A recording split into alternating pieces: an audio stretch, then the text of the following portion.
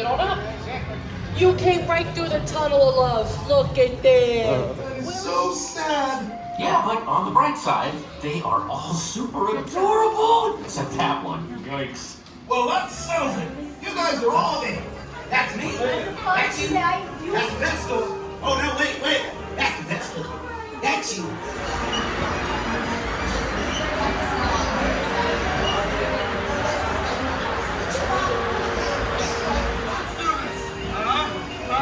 Cheers! Good luck, puppies! And just remember, whatever happens, we won't forget about you.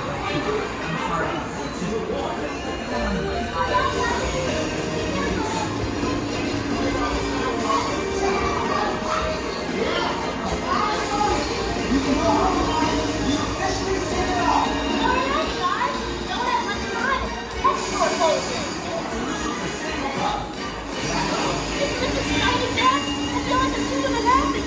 Remember to listen to Snowball. There's something they never thought I'd say.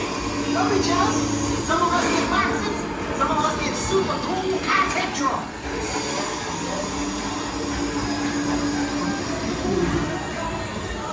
Come on. Go down and drop out.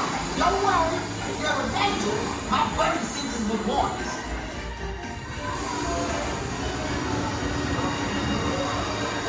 Check out my buddy now. Yeah, a flying boat before we go home now.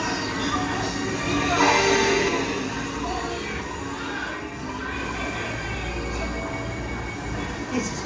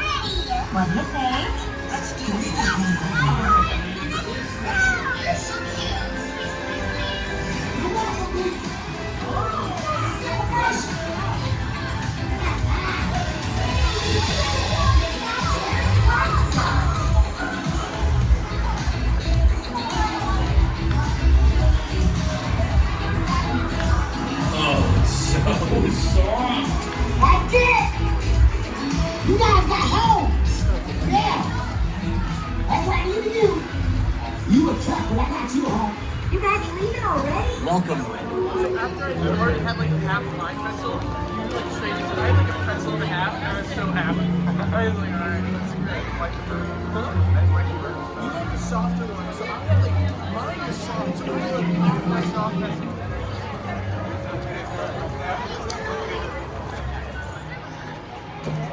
We just saw that. I just watched that. Maybe you go.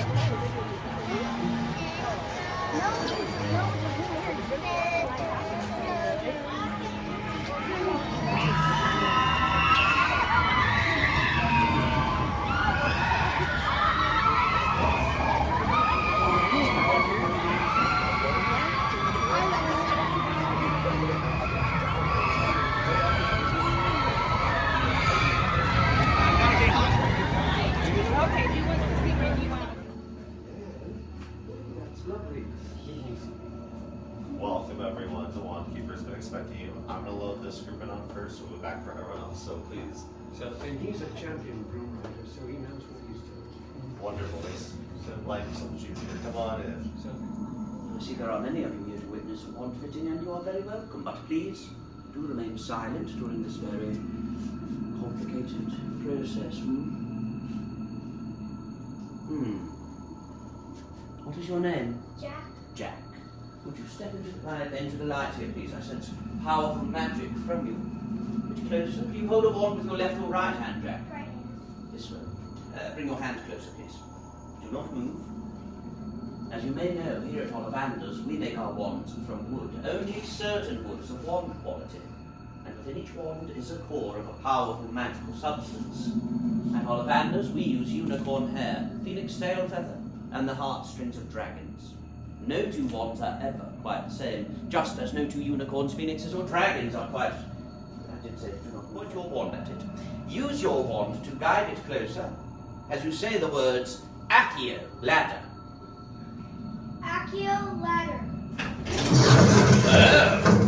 Quite all right, Benite and contest. This is not your wand. Back to life, though, we have just started, Jack. I see that you are a Gryffindor. That's a good house to be part of. Do you play Quidditch by chance? Yes. Which position do you like to play? Going for the snitch, yes? No. But the flowers, do you see them up there? Let's give them a drink of water. Point your wand at them. Now this time move your wand in a wave. As you say the word Aguamenti. Augmented. Oh dear. Not what we wanted, not to worry. Wands and the Durmstrang, can't wait to meet you. Welcome back, you all. Alright, let's begin, shall we?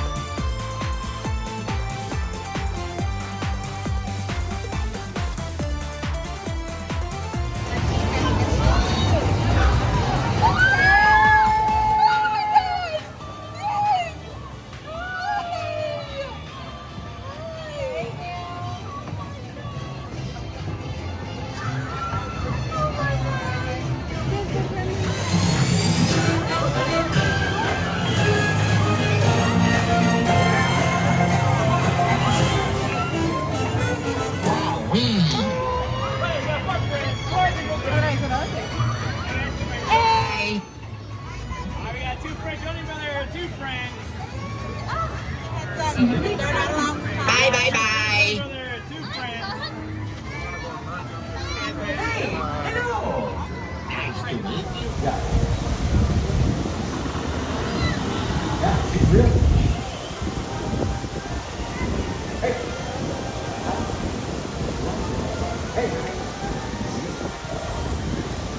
Studios, including Mark Platt, one of the producers of our new live-action movie. 5195 here on the left. Alternate to him. That was his office.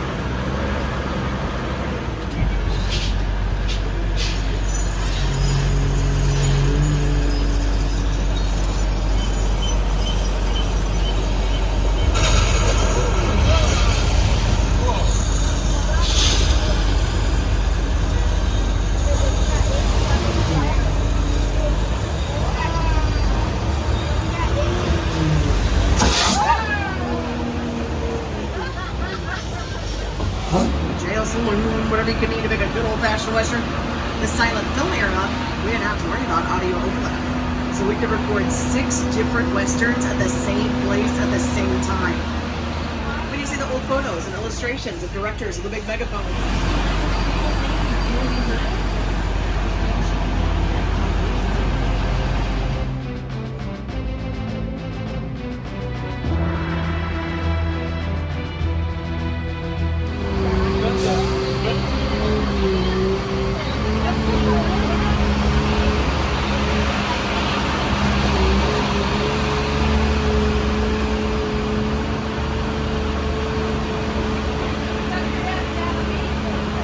This is pretty cool. We're still going to drive past the sets where they're filming for the Burbs, but first, they're actually going to let us sneak inside here and take a look at one of our sound stages. We got a runaway subway train! Whoa, okay. Hold on, is it over? Yeah, look out!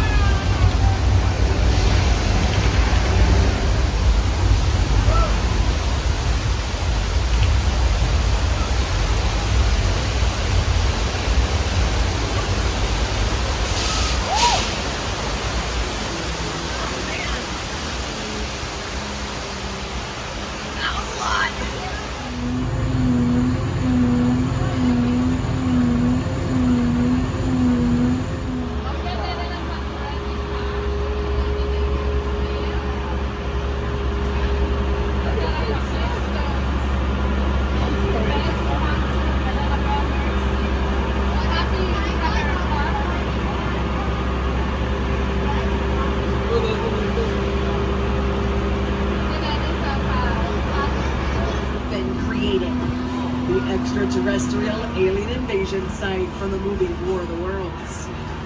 And it's not surprising the set looks so good. This entire thing was dreamt up by Steven Spielberg, one of the greatest directors of all time. And he got one of the greatest production designers of all time, Rick Carter, to execute his vision for this set.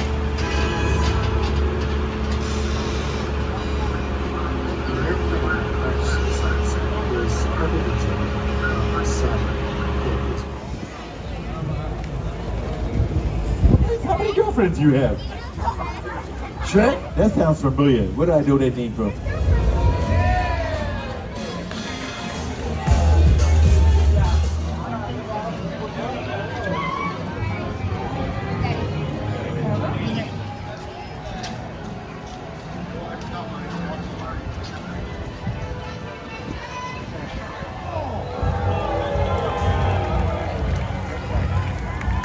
I am hoping you are all smart enough to realize that if you find yourself sitting in a green seat, there is a very good chance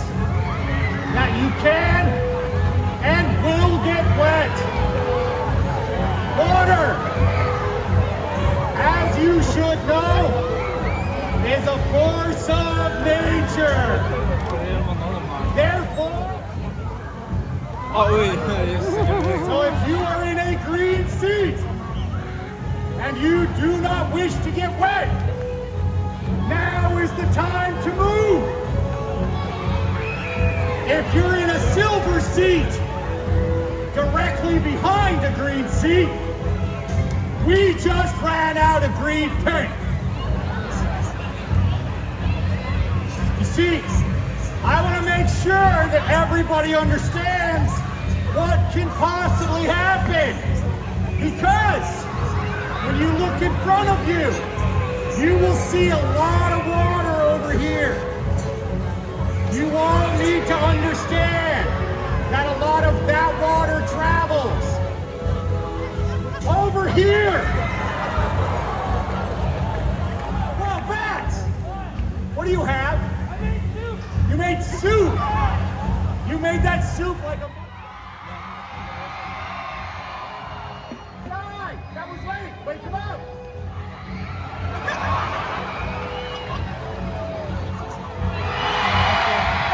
Let's go around the horn. Give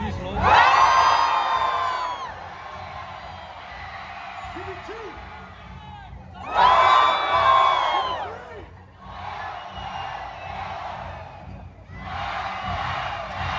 On the count of three. 1, 2, 3.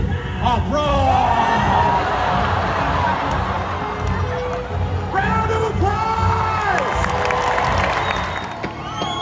Close the gates! Mark, keep a lookout. Ellen! Safe. Come help me. It is so good to see you alive. We're coming from the south!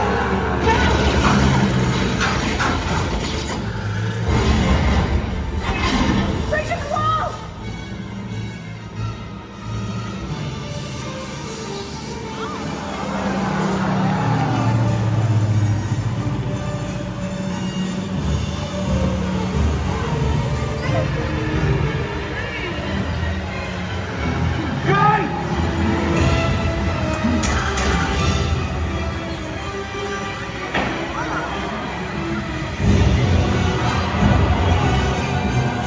He's going to the gate!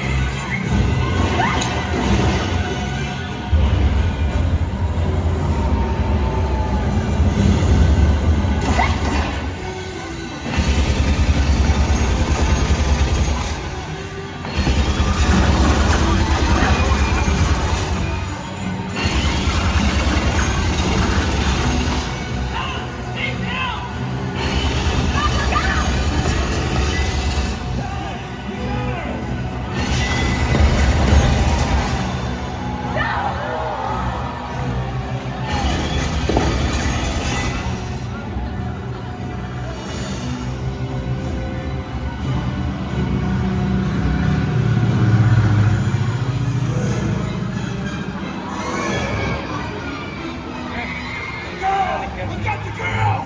Outside! Hey! Where do you think you're going?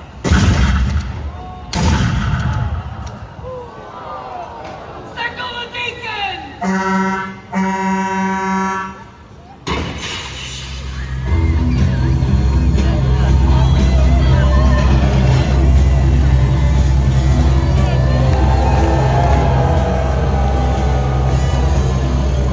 Nice work, Violet. I'll see you at the reunion. You two ready? Come on up, come on up. Now again, what this wind is doing is kicking up a bunch of snow. Now you'll notice Dad has positioned himself closest to the exits.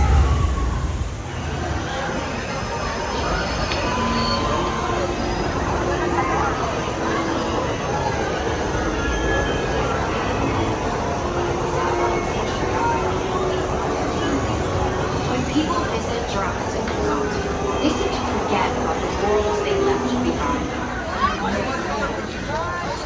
All ready, folks. Back to form before the film picture all cast.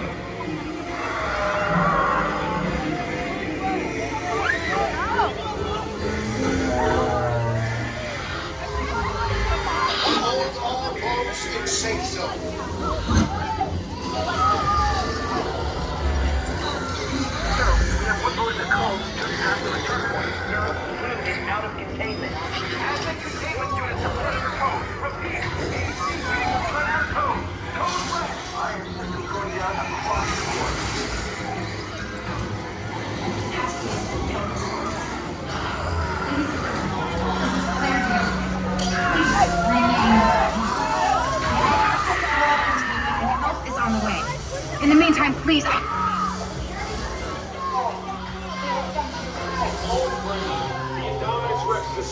Please remain in the boat and stay calm. Asset control units are on their way.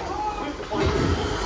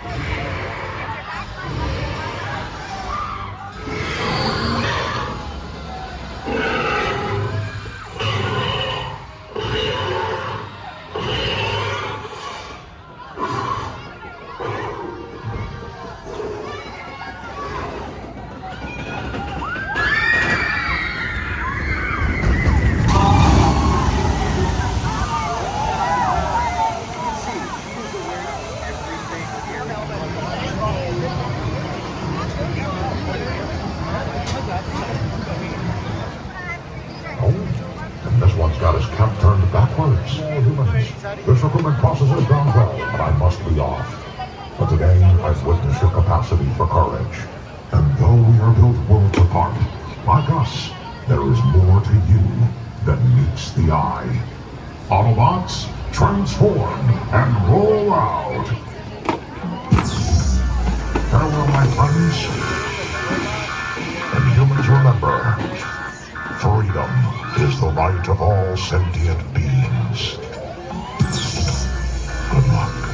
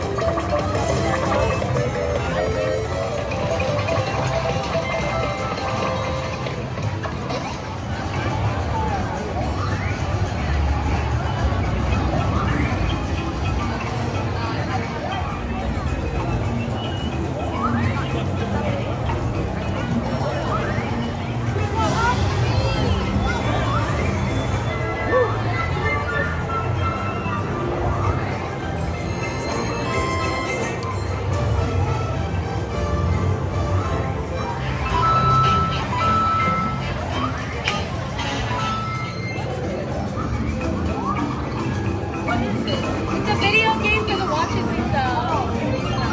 Good job. Come on in.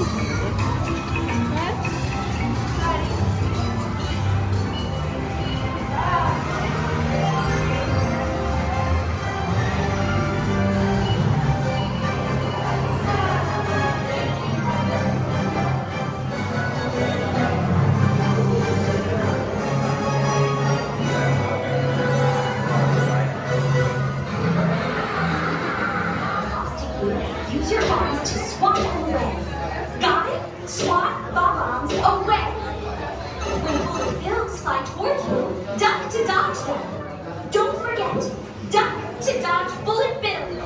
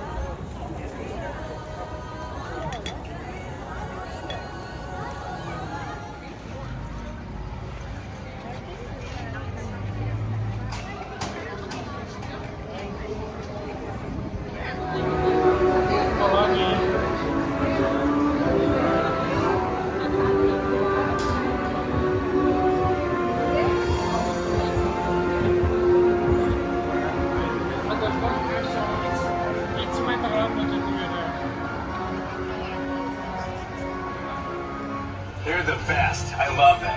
Even though Ambig owes me $5. I know you guys are excited to get on the tour, but first, a few safety. Smoking of any kind. Sorry, Frank. And be prepared for loud noises, fire effects, sudden trend movements, and the possibility of getting wet. So please keep your cameras protected. We're about to cross into our front lot, which houses our 36 sound stages. In these buildings, we can create any environment to story demands. Great example over here on your left, Sound Stage 12. It's the largest on our lot, where we've created some of the biggest sets, some of the biggest moments in movie history, like Frankenstein's laboratory,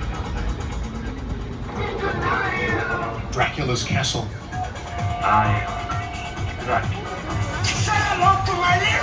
the Scarface Mansion, the clock tower from Back to the Future, the Visitor Center from Jurassic Park, the 405 freeway in Whoville, and the best party Jon Favreau's ever been to, and well, he hangs out with Tony Stark, which makes him happy. So here's what the inside of an empty sound stage looks like, folks. And about 75% of all the filming we do here at Universal is done in these sound stages we're driving past.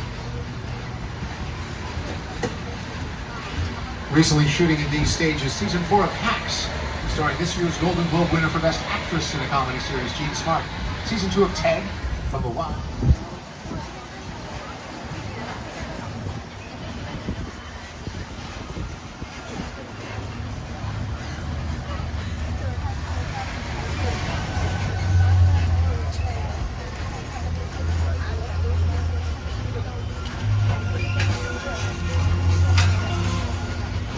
Now 14 over here on your left is a big one. It's where we built Mission Control for Ron Howard's Apollo 13. Remember that edge of your seat scene from Jurassic Park when Dr. Grant and Sam are in the tree and the SUV is coming barreling down on top of them?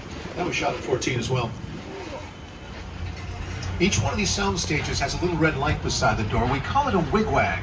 And when it's red or when it's flashing, it's how I know the cameras are rolling. More importantly, it's how I know they're recording sound, which puts us in one of those quiet zones we were talking about, and then I go off the microphone for a bit.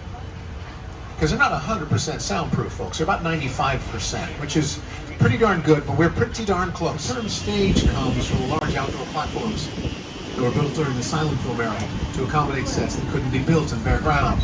And when the first indoor film stages were being constructed, they had glass ceilings to let the sunlight in, because at the time, electrical lighting wasn't powerful enough to light a movie. Now here we are cruising around an electric tram.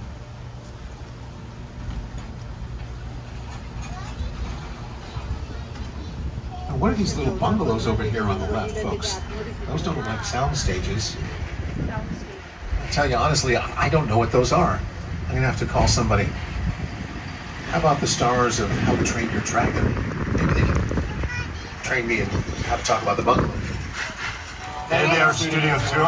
I'm Jared Butler. I'm Mason Thames. And I'm Nico Parker. You know, these bungalows to your left are actually production offices. Home to some of Hollywood's biggest filmmakers, including Mark Platt, one of the producers of our new live-action movie, How to Train Your Dragon. Everyone wave.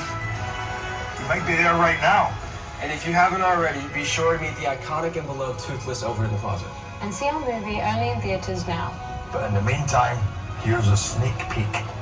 Everything you know about dragons. Hair and makeup, even the writer's room is on the second floor. All right, we're crossing into the backlot now. We shoot the big stuff out here, exterior scenes on a grand scale. Those are our Metropolitan sets over there on the left. We're going to wave goodbye to our Metro sets for the moment and say hello to the prehistoric jungle of Skull Island. Real life and sweep you up into nature. Kong literally does that. I mean, you're on board the ship, you're sailing to a lost island, you're encountering monsters, and we reuse them, changing them enough so you don't recognize them from one production to the next. Notice the windows and details on the upper floors are slightly smaller than the windows and details on the previous floors. That's another cheat. It makes these structures appear taller than they actually are, especially through the camera lens, which kind of intensifies whatever you point it at. But folks, making movies is one of the few places in life where cheating is acceptable, so we do it a lot. We cheat camera angles, we shoot day for night, whatever we can get away with. Shooting day for night just means shooting during the day for a nighttime scene. It's a cost-cutting measure. It's a lot easier to make a movie in the daytime than it is at night. It takes less time, and therefore it's less expensive. Your 12-hour day, go home, come back the next morning, and it's all set up already. That'll save you 4 hours every day. All right. Bonus points for anyone who can tell me how many bricks are in this wall on the left. You come within 1,000, I'll give you the points, but remember, we cheat because there aren't any bricks in that wall. There is a pretty spectacular spray paint mural over here on the right, commemorating our classic monster movies. A guy named Tristan Eaton started out here in LA tagging dumpsters and buildings and developed some incredible talent. Now he's worked all over the world. There's one guy, a bunch of spray paint cans, and a lift to get him up there. All right, folks. So we're about to enter the first portion of that quiet zone. Next door in 32, the new comedy Happy's Place, and that tranquil lagoon is the original Black Lagoon. I'll leave you with that. I gotta go quiet.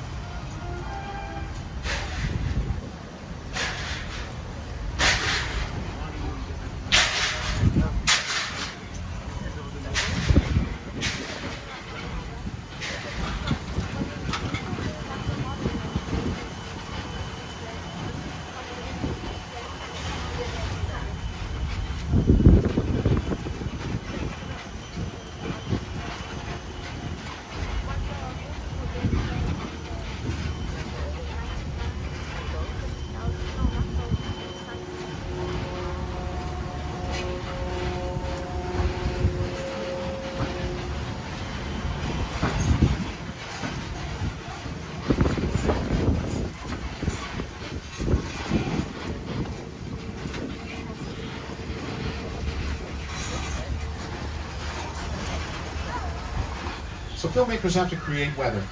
And have a look at some of the ways they do it. This is Old Mexico. Shot down here the Showtime series Shameless, as well as comedy classics like Three Amigos and Nacho Libre.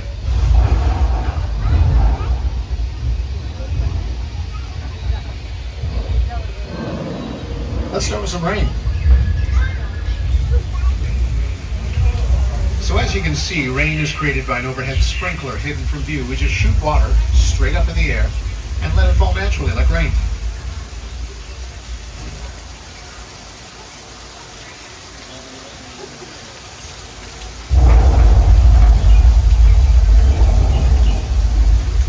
Problem is, when we get too much rain, then it can lead to disaster in the form of flash floods. And someone tells me we've got one headed right for us.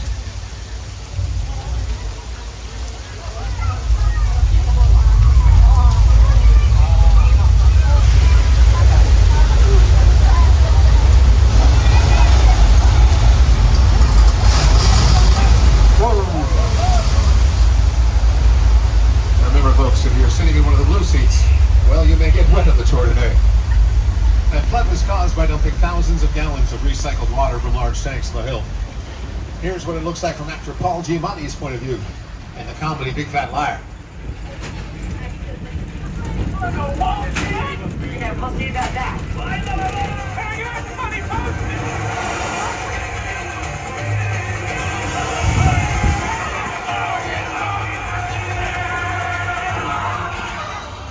Now we're taking you back across the border and back in time to the Wild West. Shot on these sets, Quentin Tarantino's Once Upon a Time in Hollywood, starring Leonardo DiCaprio and Brad Pitt. Remember that easy breezy scene between Leo and child actor Julia Butters was shot right over here on the left, on this porch underneath that Opera House marquee. You can see there's a little saloon in there too. That's where they shot all the Lancer footage, all the stuff with Leo and Timothy Olyphant. It's a practical set, folks. Most of these sets we're driving past are just shells for exterior shots. Then the interior footage would be shot on a soundstage, but some of them are practical sets where we can do both. This street also has 6 corners. Back in the days of silent film when sound wasn't really an issue, each corner had its own bank, its own saloon, and its own jail. So we could actually shoot 6 different westerns on this street at the same time. Our cowboys always look larger than life. Part of that had to do with the way these sets are designed. Take a look around, you'll notice some of the doorways seem a little bit smaller than they ought to be. That's so when our actors stood in them, they'd look bigger and brawnier than they actually were. We also made some doorways much bigger, so some of our actors would appear more vulnerable. But in the heyday of the Western, wall-to-wall action was sorted out. All right, we're going to engage in a quiet zone again. Going to drive up past Colonial Street.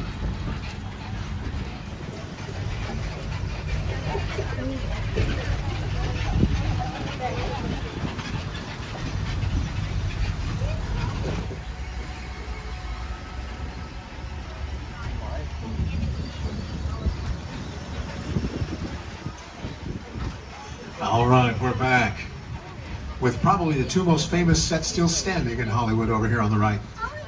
The Bates Motel and the Psycho House from Hitchcock's Psycho. Home to Universal's public enemy number 1, Norman Bates.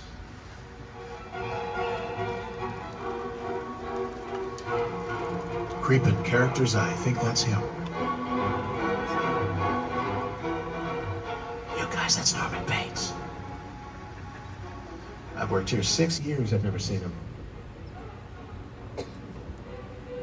Holy homicide.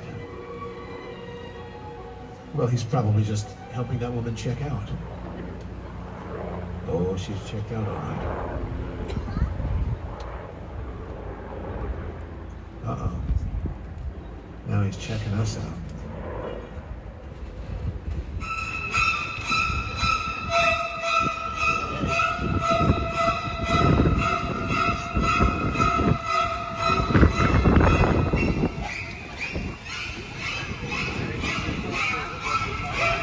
Now, if the house looks a little bit small, it's because it's a 3/4 scale.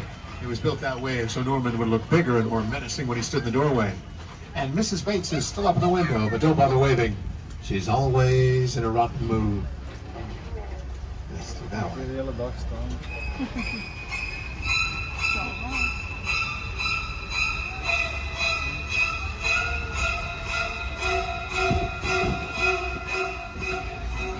Original screenplay for his movie Get Out.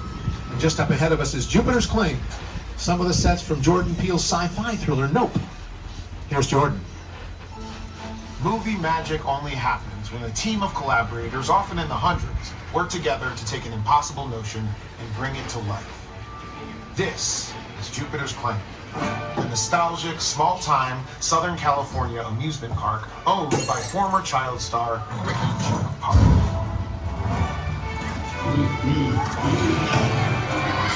Over there, look into the winking well and have your picture taken just like the kids in that old 90s movie Kid Sheriff. That's what this whole place is loosely based on. Remember that one? No? Glad. A little further down, you can see the brand new Star Lasso experience. Built to showcase an unbelievable new live show. It's not looking so live anymore. Anyway, behind this Hollywood fantasy of old right frontier town lies a sinister belong to the world of no.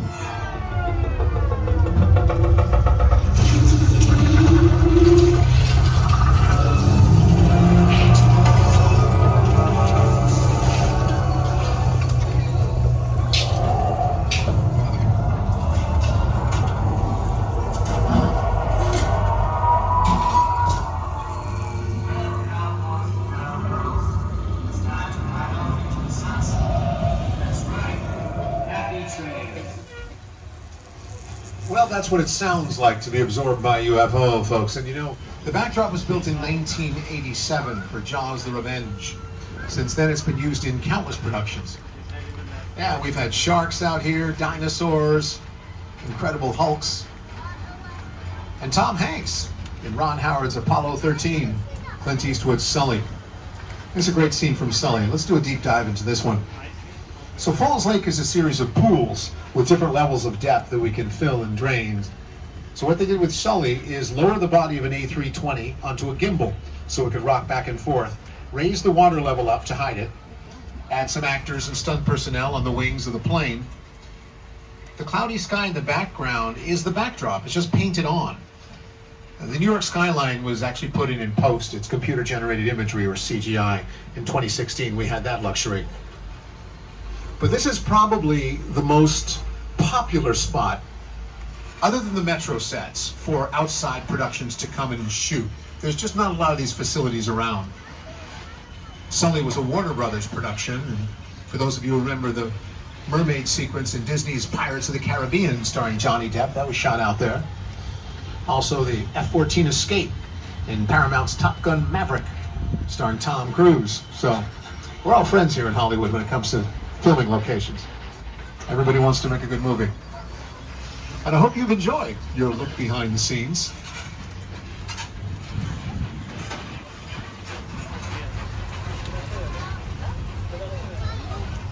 To our pass holders, thank you for being with us today. For those of you who aren't pass holders, visit the Universal box office. See how you can turn today's ticket into an annual pass and return again and again and again.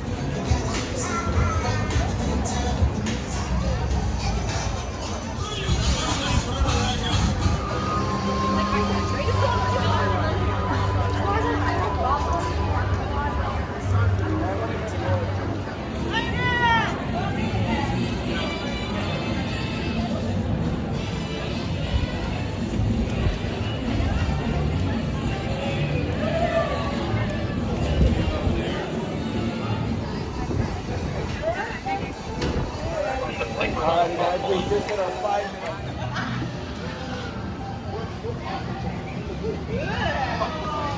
minutes.